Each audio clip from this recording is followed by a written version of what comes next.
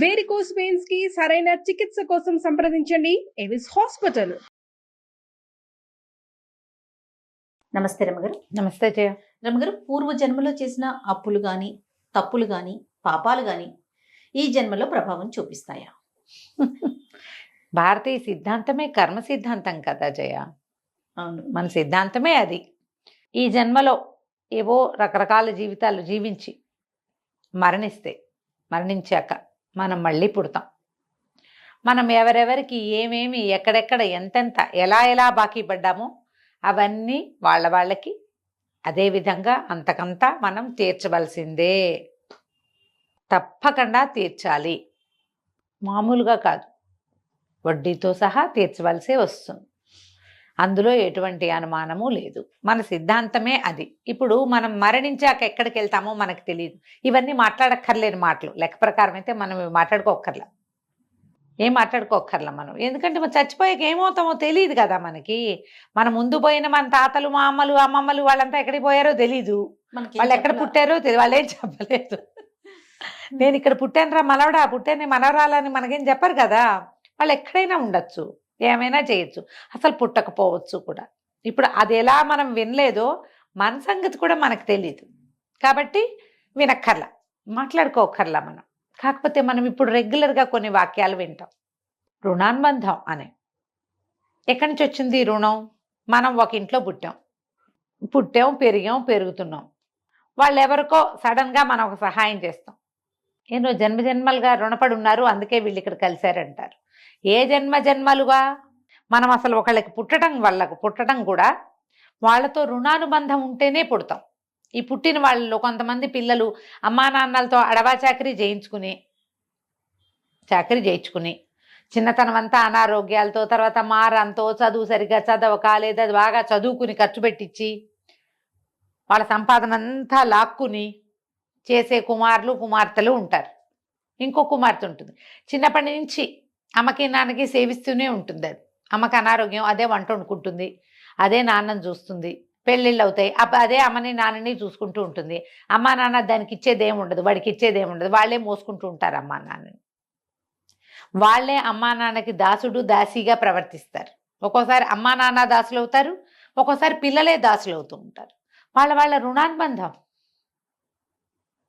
ఒక కుమారుడు ఒకళ్ళ ఇంట్లో జన్మించాడు అంటే వాళ్ళిద్దరిలో ఏదో రుణం ఉండే పుట్టాడని మన సిద్ధాంతమే అది. బేసిక్ రూల్, ఇండియన్ రూల్, భారతీయ కర్మ సిద్ధాంతం అది. ఏదైనా పక్క వాళ్ళ దగ్గర నుంచి, వెనక వాళ్ళ దగ్గర నుంచి మనం అప్పులు తెచ్చుకుంటాం. పంచదార, చింతపండు, గబుక్కున్న పులుసులోకి ఉల్లిపాయలు లేవు, 2 ఉల్లిపాయలు, 2 టమాటాలు, కాస్త కరివేపాకు, కొంచెం కొత్తిమీర, అవి కూడా అప్పులు తీర్చేయాలి. ఎందుకంటే ఆ బాకీ కోసం పుట్టాల్సి వస్తుందని మనం అలాంటివి నమ్ముతాం జయ. మరి ఉల్లిపాయ బాకీ తీర్చడం కోసం పుట్టాల్సి వస్తాం. మనం ఉల్లిపాయ కోసమో పుట్టాల్సి వస్తే కనుక వాళ్ళ దగ్గర నుంచి పెద్దవి తీసుకుని, బోళ్ళంత సేవ తీసుకుని, బోళ్ళని సహాయాలు తీసుకుని, బోళ్ళని మంచి మాటలు తీసుకుని, డబ్బు బంగారము అవన్నీ తీసుకుని, ఓకే మంచి మాటలు మరి కాదా రమగారు? నాకు తగులుతోంది ఎవరికైనా.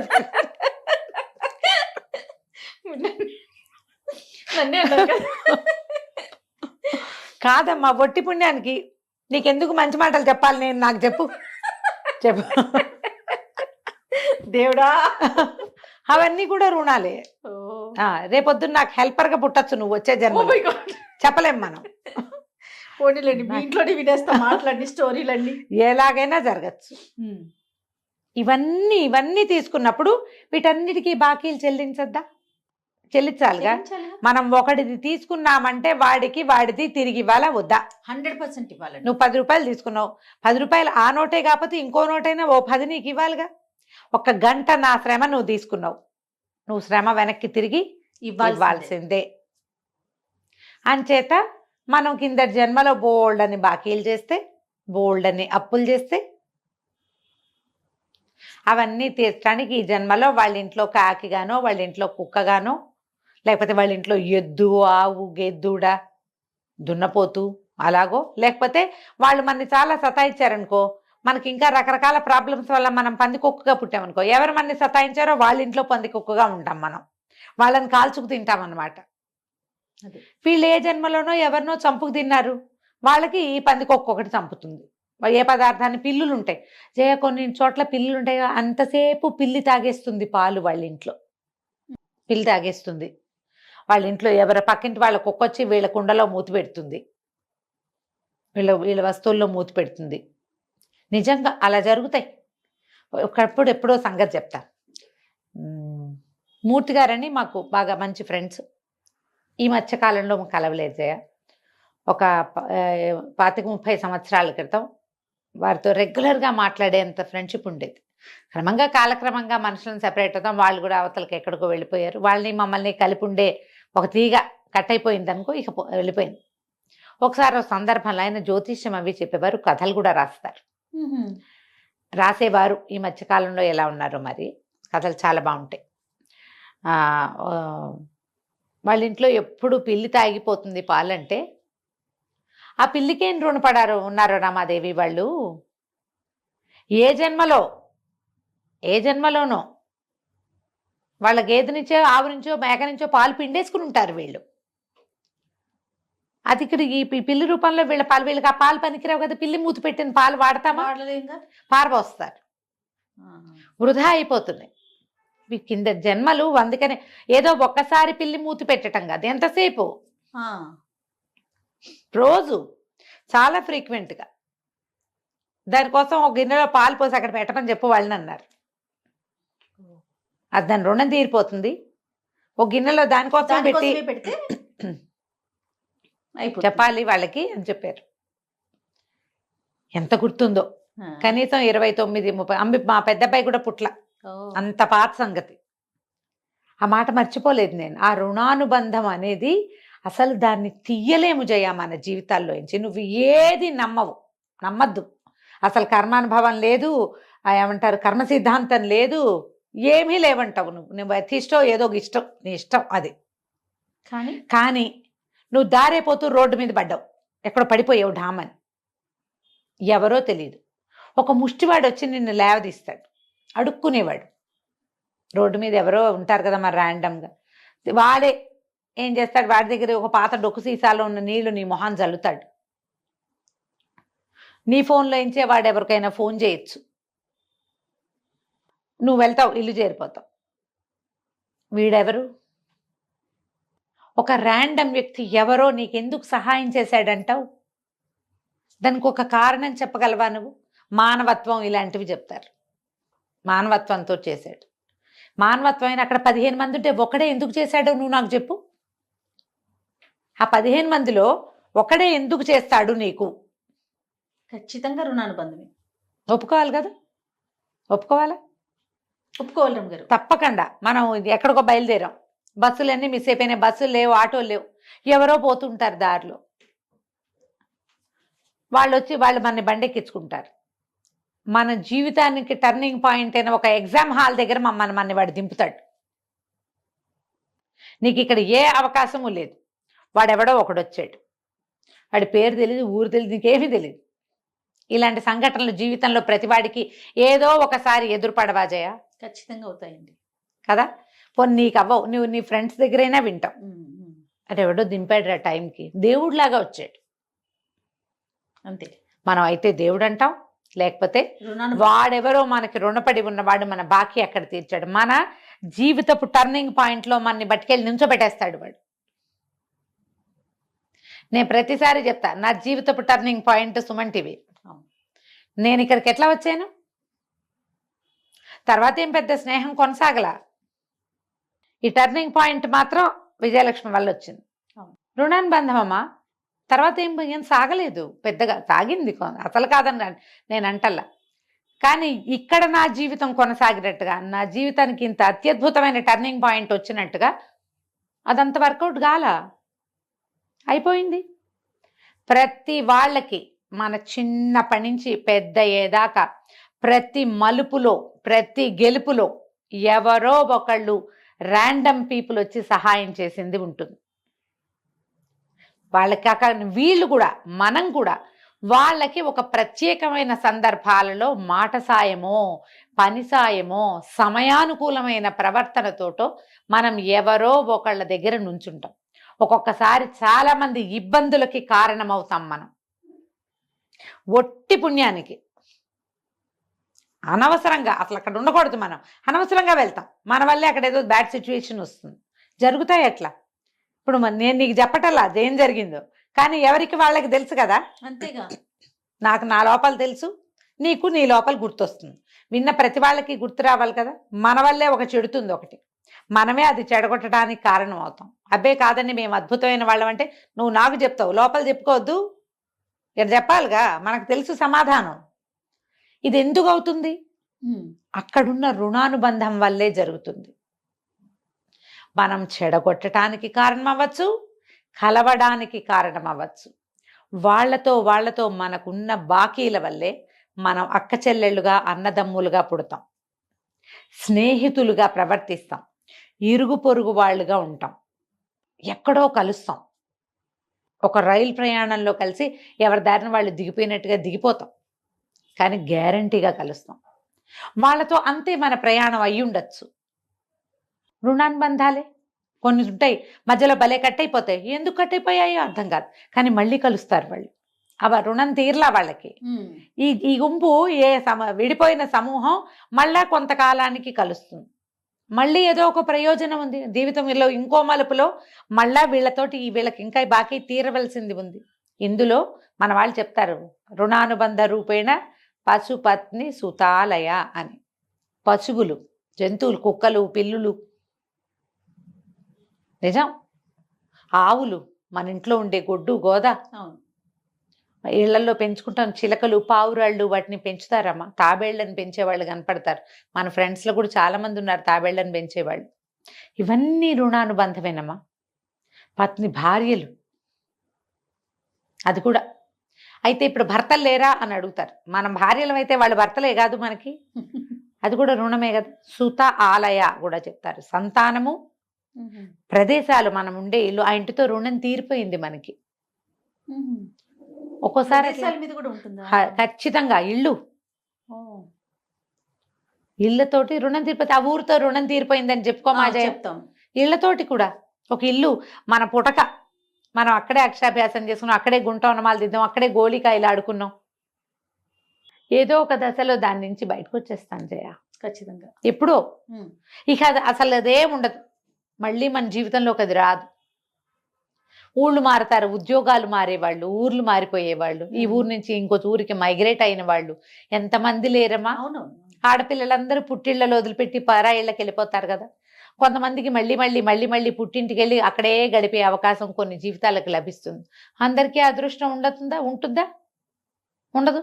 మనం చిన్నప్పుడు ఆడుకున్న ఇంట్లో నుంచి మన పెళ్ళి అయ్యాక అమ్మ నాన్న మన పెళ్లి కోసమే ఇళ్ళం వేసిన దాఖలాలు కూడా ఉంటాయిగా. రుణం తీరిపోయింది, మనకి తీరిపోయింది, వాళ్ళకి తీరిపోయింది. ఆ బాకీ ఇంకో చోట ఎక్కడో మొదలవుతుంది, ఇంకో ఇంటి దగ్గర ఉన్న జంతుజాలంతో స్టార్ట్ అవుతుంది. మేము ఒక ఫ్లాట్లో ఉన్నాం జయ, ఒక 10-14 ఏళ్ల క్రితం. యాక్చువల్గా ఒక కుక్క ఉండేది పక్కన, జానీ దాని పేరు. అది పక్క బిల్డింగ్లో వాళ్ళ కుక్క. అది ఎందుకు వచ్చి పడుకునేదో తెలియదు, మేమున్న బిల్డింగ్లోకి వచ్చి పడుకునేది. మా బిల్డింగ్ వాళ్ళ కుక్క కాదు, అది పక్క బిల్డింగ్కి. అయితే వచ్చి 2nd ఫ్లోర్లో ఉండేవాళ్ళం మేము. మా వాకిట్లో పడుకునేది. మా ఇంటికి వచ్చిన వాళ్ళ రా అని పరిగెత్తుకుంటూ పోయేవాళ్ళు. నల్లటి బొచ్చు కుక్కది. సరే వాకిట్లో పడుకుంటోంది కదా, ఆ పిల్లలు ఒక రవ్వ చిన్నవాళ్ళు. నాకు కూడా కొంచెం కుక్క ప్రీతి ఉన్నది, మా ఇంట్లో బాగా కుక్కలు ఉండేవి. కాకపోతే ఎత్తుకుని చంకలో పెట్టుకుని పక్కలో పడుకోబెట్టుకుని ఆ ముచ్చట కాదు. కుక్కకి అన్నం పెట్టే ప్రీతి పాత్రమైన ముచ్చటే నాకు. వాకిట్లో పాలు పోసేవాళ్ళం, అన్నం పెట్టేవాళ్ళం, అది తినేది. మార్నింగ్ వాక్ వెళ్ళినప్పుడు నా వెనకాల వచ్చేది. అది యోగా క్లాస్కి వెళ్ళేది నా ఇంట్లో ఉన్నప్పుడు. ప్రతిరోజు నా యోగా క్లాస్కి వచ్చి నాతో పాటు మళ్ళీ వెనక్కి వచ్చేది. అది తప్ప నేను ఏ ముద్దు దాని ఒంటి మీద చెయ్యేసి ఎరగని చేయ, నేను ముట్టుకునే ముద్దు కాదు, అది రోడ్ల మీద తిరుగుతుంది, అంత సరదా లేదు. కానీ అన్నం మాత్రం ఖచ్చితంగా పెట్టేవాళ్ళం, పాలు పోసేవాళ్ళం. అది మా వాకిట్లో కాలు తుడుచుకునే పట్ట మీద పడుకునేది, అక్కడే ఉండేది. దానికి విడిగా కార్నర్కి, లిఫ్ట్ కార్నర్కి ఏదైనా దుప్పటి వేసేవాళ్ళం. 3 ఏళ్ళు ఏమో ఉన్నాం మా ఇంట్లో. చలికి అక్కడ పడుకునేది. మేము ఇల్లు మారాక కొద్ది రోజులు మా వెనకాల తిరిగింది. ఇల్లు కొంచెం అవతలికి మారాం, కొంచెం అదే లైన్లో ఇంకాస్త ముందుకి వెళ్ళి ఎల్ షేప్లో తిరగాలన్నమాట. ఒక వారం రోజులు 10 రోజులు తిరిగి ఆ తర్వాత ఇంకా అది రావడం మానేసింది. కొంచెం పిల్లలు దాన్ని మిస్ అయ్యేవారు, జానీ కనపట్టలేదు అని. తర్వాత ఈ కుక్క, మేము అక్కడ ఉన్న 3 ఏళ్ళు మా ఇంట్లో అన్నం తింది పాలు తాగింది చేయాలి. మేము ఇల్లు మారిన కొద్ది రోజులకి దాన్ని ఈ కుక్కలు బండి వస్తుందిగా పట్టుకుపోయారు. అంతకుముందు ఆ బండి వచ్చినప్పుడు మేము దాచిపెట్టేసేవాళ్ళం. నిజంగా నేను చేసిన చెప్తే సరిపోతుంది. బిల్డింగ్లోనే ఉంచేవాళ్ళం, లేవు మా దగ్గర ఏమని చెప్పేసి వాచ్మెన్ని పంపించి, వాచ్మెన్ కూడా బాగా చూసుకునేవాడు దాన్ని. ఆ 3 ఏళ్ళు మేము దానికి రుణం. అంతే. ఇలా జరగవా మీ జీవితాల్లో? ఆలోచించండి. ఇప్పుడు కుక్కని కావలించుకుని ఒళ్ళో పెట్టుకుని మంచాల మీద ఎక్కించుకుంటేనే ముద్దా కాదు, ఇది కూడా ముద్దే. మేము సాయంత్రం అయ్యేసరికి తెల్లవారంగానే అది కనపడకపోతే జానీ ఏది అని చూసేవాళ్ళు, పిల్లలు చూసేవాళ్ళు. మా ఇంటికి వచ్చిన పిల్లలు, మా అక్కయ్యల పిల్లలు వాళ్ళు కూడా 3-4 సార్లు చూసాక అది రాకపోతే, ఏది వాకిట్లో కుక్క ఉండాలి కదా పిన్నమా, ఏది అది అని అడిగేవాడు. ఇల్లు మారాక మాకు పోయింది, దానికి పోయింది, చివరికి అదే పోయింది పాపం. మనం చెప్పలేకపోతాం చూడు. అంతే కదా. ఇలా ఎన్ని కలుస్తాయో జీవితంలో, ఇవన్నీ బాకీలమ్మా. మనం కొత్తగా రుణపడకూడదు ఎవరి దగ్గర కూడా. ఎవరి దగ్గరైనా ఒక సహాయం తీసుకుంటే దాన్ని ఎహసాన్ ఫరామోషులుగా ప్రవర్తించకూడదు. ఖచ్చితంగా తీర్చుకోవాలి, ఏదో ఒక రూపంలో తీర్చాలి. అది వాళ్ళకి చెప్పాలి. సహాయం తీసుకుని తలకాయలు తిప్పేసి వెగటుగా మాట్లాడి చిన్నబుచ్చి చేయకూడదు. ఒకవేళ మీరు సహాయం తీసుకుని కూడా తీసుకోలేదని అబద్ధం ఆడారంటే వాళ్ళ ఇంట్లో ఇట్లా జంతువులుగా పుట్టాల్సి వస్తారు. శాస్త్రం మనకు అదే చెప్తుందమ్మా. అవ్వచ్చు, అవ్వకపోవచ్చు. ఆలోచించండి. మనం ఒకళ్ళ తీసుకుని ఇవ్వకపోవటం ఏమిటి అసలు? అంతే కదా, ఇవ్వకపోవటం ఏమిటి? వాళ్ళ తీసుకున్నాం, వాళ్ళ సహాయమో మాటో మంచో తీసుకున్నాం, తిరిగి ఇచ్చి ఖచ్చితంగా ఇవ్వాలి. లేకపోతే లావైపోతాం అనుకోండి, పోనీ కనీసం తీర్చకపోతే లావైపోతామని భావించినా అది కూడా మంచిదే కదా. ఎప్పుడు ఇలాంటి ఆలోచనతోటి ఉండాలి.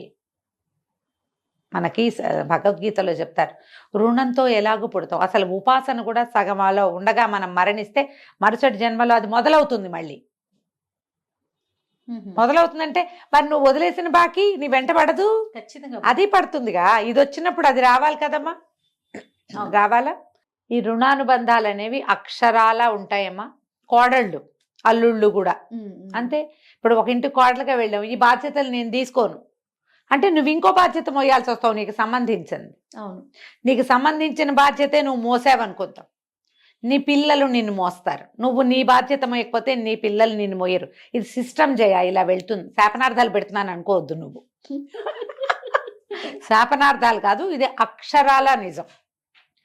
నువ్వు ఏ ఇంట్లో కోడలిగా అడుగు పెట్టావో, ఏ బాధ్యత తీసుకోవటానికి వాళ్ళ ఇంటి పేరు తీసుకుంటావు, వాళ్ళ పిల్లల్ని నువ్వు పెంచుతావు, వాళ్ళ ఇంటి పేరే నీ పిల్లలకి వస్తుంది. రేపొద్దున వాళ్ళు పోతే అనకూడదు, అమ్మాయిలో ఏమిటో నువ్వే పట్టాలి.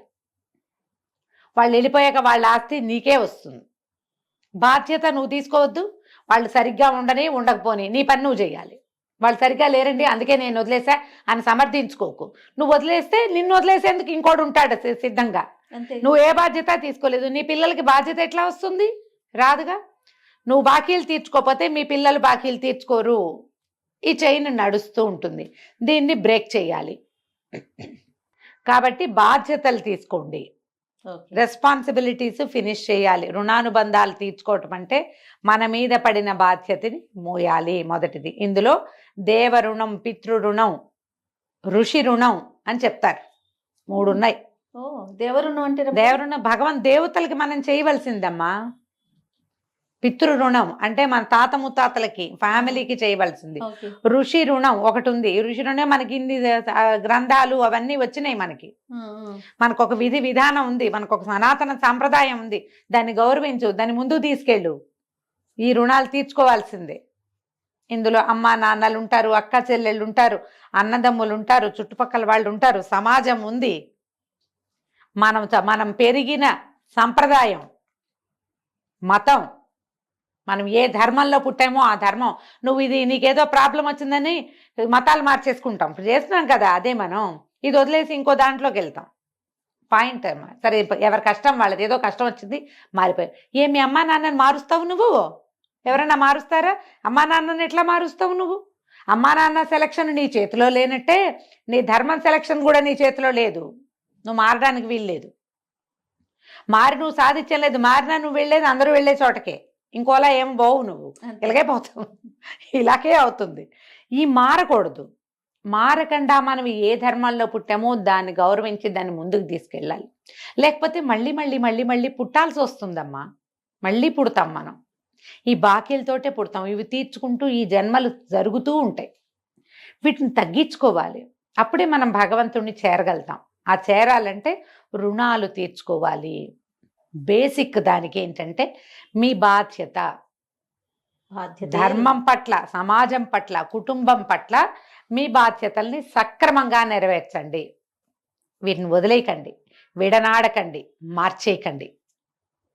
అప్పుడు బాకీలు ఉండవు, అంతే, తీరిపోతాయి ఇక్కడే. తర్వాత ఇంకా మనం పుట్టం, ఎటర్నిటీ అంటాం కదా ఇంగ్లీష్లో, మోక్షం అంటాం మనం. అది సాధించగలుగుతాం. మళ్ళీ మళ్ళీ పుట్టక్కర్లా. ఇదే జీవితం ఏముందమ్మా, మళ్ళీ పుడితే మాత్రం మళ్ళీ పుట్టినా ఇంతే, ఇదే శరీరం. దీనికి చిన్నప్పుడంతా ఈ పెరుగుదల ఉంటుంది, తర్వాత దిగుదల ఉంటుంది, తరుగుదల కదా. ఈ కష్టం ఎందుకు? బాకీలు తీర్చుకోండి తప్పకుండా. ప్రధానమైనది ఇంకొకటి నమ్మండి, దీన్ని శాపనార్థంగా భావించద్దు. మీరు తీర్చని బాకీలని మీరు ఎక్స్పెక్ట్ చేయలేరు. మీరు తీసుకోని బాధ్యతలు మీరు ఎవరి దగ్గర ఎక్స్పెక్ట్ చేయలేకపోతారు. ఎందుకంటే ఒక వయసు దాటాక ఖచ్చితంగా మనకు సపోర్ట్ కావాలి. ఇది ఆలోచించుకోవాలి. తప్పకుండా. అంతే. నమస్తే రమగారు. నమస్తే జయ.